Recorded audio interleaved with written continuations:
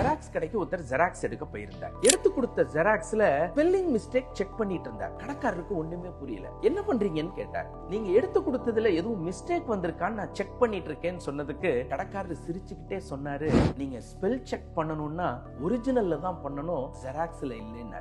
இதைத்தான் நான் சந்திக்கிற எல்லா பேரண்ட்ஸ்க்கும் சொல்றேன். நீங்க கரெக்ஷன் பண்ணணும்னா பேரண்ட்ஸ்ங்கிற ஒரிஜினல்ல தான் கரெக்ஷன் பண்ணணுமே தவிர குழந்தைங்கிற ஜெராக்ஸ்ல கரெக்ஷன் பண்ண வேண்டியதில்லை. நீங்களே உங்களை ஒரு கேள்வி கேட்டுக்கங்க. உங்க குழந்தைகளுக்கு எத்தனை விஷயத்துல நீங்க குட் எக்ஸாம்பிளா இருக்கீங்க, எத்தனை விஷயத்துல பேட் எக்ஸாம்பிளா இருக்கீங்க? உதாரணத்துக்கு நீங்க தொப்பையோட தான் இருக்கீங்கன்னு சொன்னா உங்க குழந்தைக்கு நீங்க பேட் எக்ஸாம்பிளா இருக்கீங்கன்னு அர்த்தம். ரெகுலரா ஜிம்முக்கு போறீங்கன்னு சொன்னா உங்க குழந்தைக்கு நீங்க குட் எக்ஸாம்பிளா இருக்கீங்கன்னு அர்த்தம். நீங்க எப்ப பார்த்தாலும் மொபைல் தான் பார்த்துட்டு இருக்கீங்கன்னா உங்க குழந்தைக்கு நீங்க பேட் எக்ஸாம்பிளா இருக்கீங்கன்னு அர்த்தம். அதிகமா புத்தகங்கள் படிக்கிறீங்கன்னு சொன்னா உங்க குழந்தைக்கு நீங்க குட் எக்ஸாம்பிளா இருக்கீங்கன்னு அர்த்தம். குட் எக்ஸாம்பிளா இருக்கிறதன் மூலமாவே உங்க குழந்தைகளை ஆட்டோ கரெக்ட் மோடுக்கு கொண்டு போய் தன்னைத்தானே அவங்க திருத்திக்கிற மாதிரி செய்யலாம்.